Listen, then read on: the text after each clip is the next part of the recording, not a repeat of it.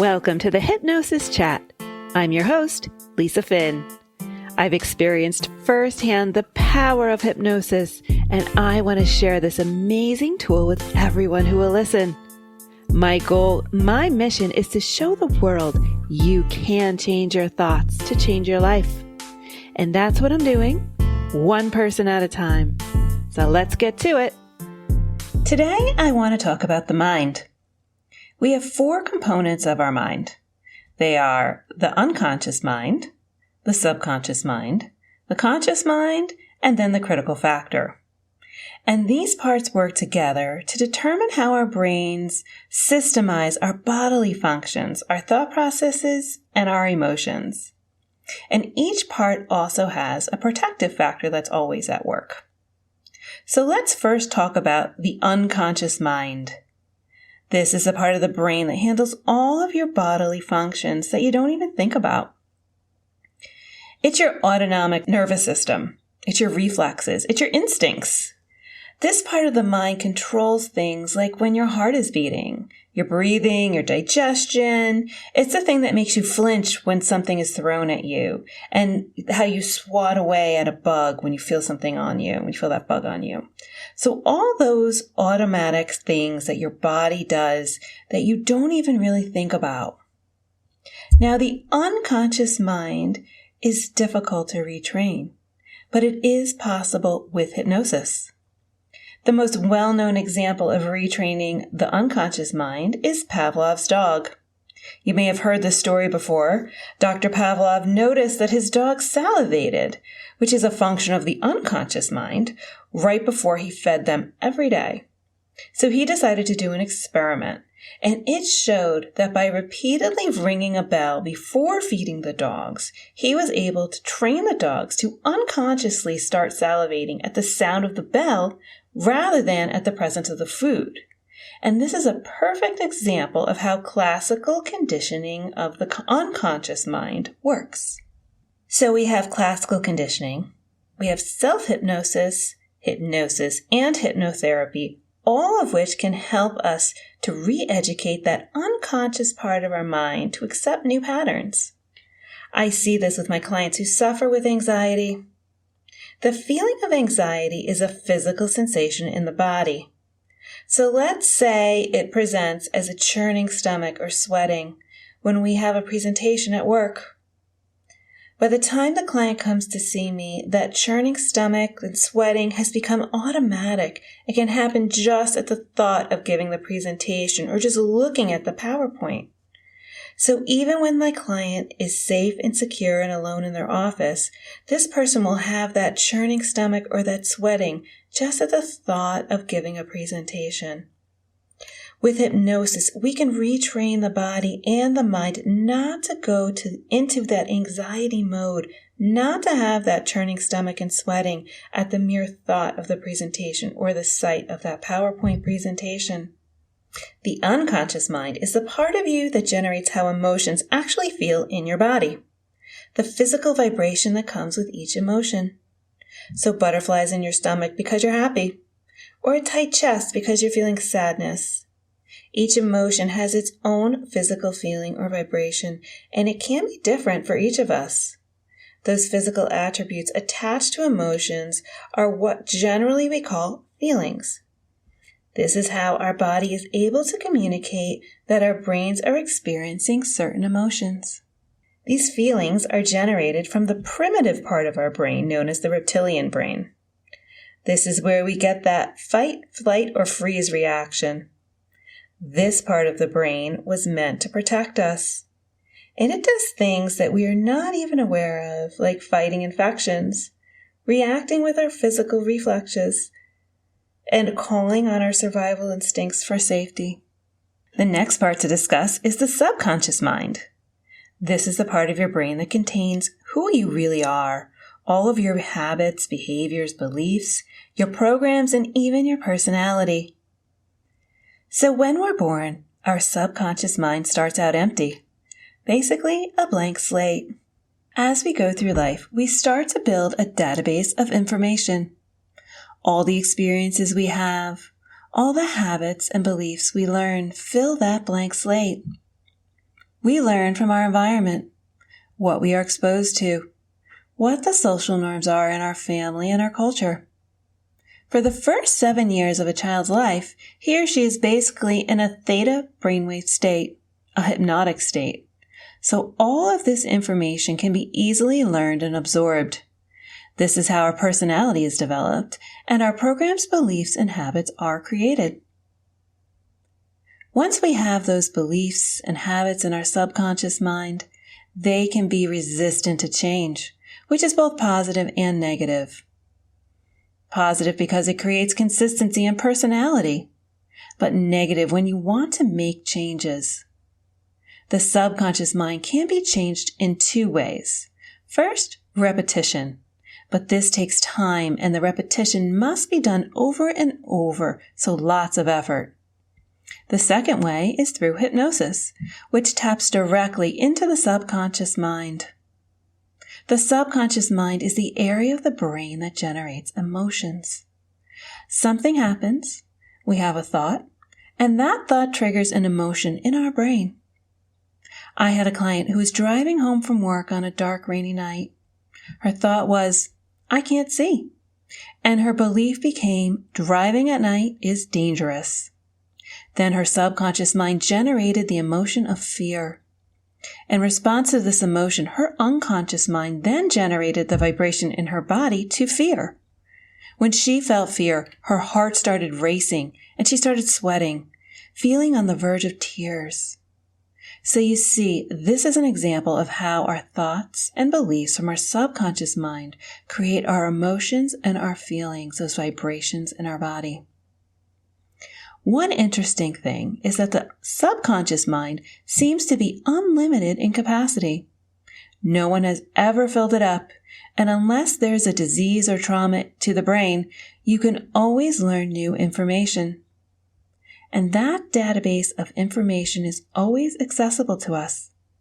Think about how even people in their oldest years can tell you things about their childhood.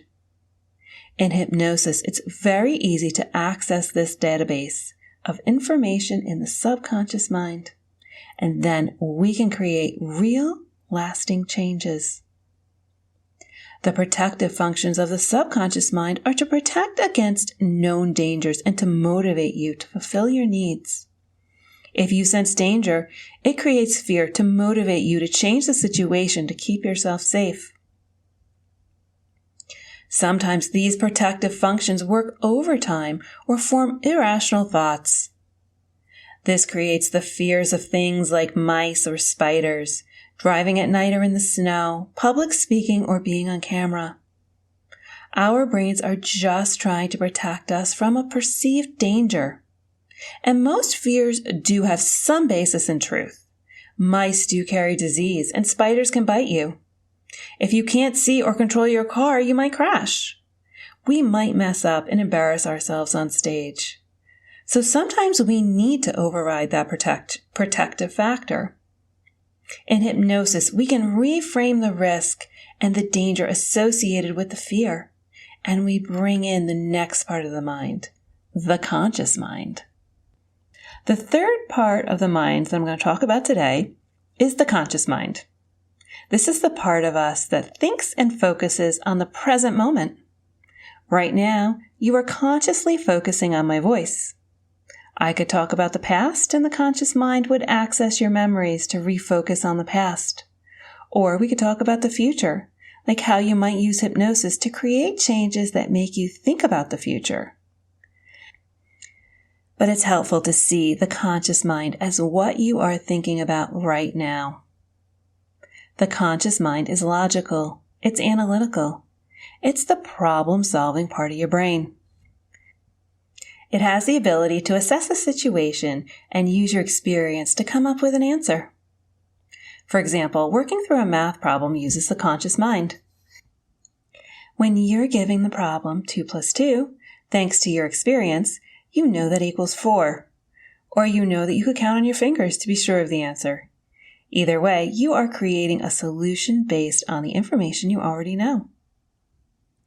Whereas the subconscious mind may be unlimited, the conscious mind has been heavily researched to show that it can only hold about 7 to 9 bits of information at a time. This is why making big, meaningful changes consciously usually fails. Too many things happen throughout our day that we have to think about for one of those 7 to 9 bits of information to be designated to one idea. A good example of this is when someone that wants to stop biting their nails. He knows he wants to stop, and he often reminds himself that he does want to stop. But then he sees that it's 4:55 and he starts thinking about how he's almost done with work. And then he starts thinking about needing to go to the store on the way home. What's for dinner? Maybe I'll make spaghetti. Do I have noodles at home? I don't. I need to get some. I also need to get oregano. Oh, and toilet paper. And dish soap. And before you know it, all the 7 to 9 bits of information are all about his shopping list. And without even realizing it, he's biting his nails as he makes a mental list. The subconscious habit has kicked in. Quieting the conscious mind is why hypnosis works so well. Because hypnosis accesses your subconscious and the bigger database so that you can change the habits, beliefs, and especially those limiting beliefs that have held you back. Instead of waiting and hoping for conscious repetition to create a strong enough pattern in your subconscious mind, hypnosis allows the conscious mind to take a break and allow the subconscious mind to directly accept the beliefs and changes that you want to stick. Now, the protective function of the conscious mind is that it is constantly protecting you from perceived danger based on rational and analytical thought. For example, if you smell smoke, your conscious mind knows to look for fire and to make sure things are safe and secure before going back to whatever you were doing previously. Now, the last part of the mind that I'll talk about is called the critical factor.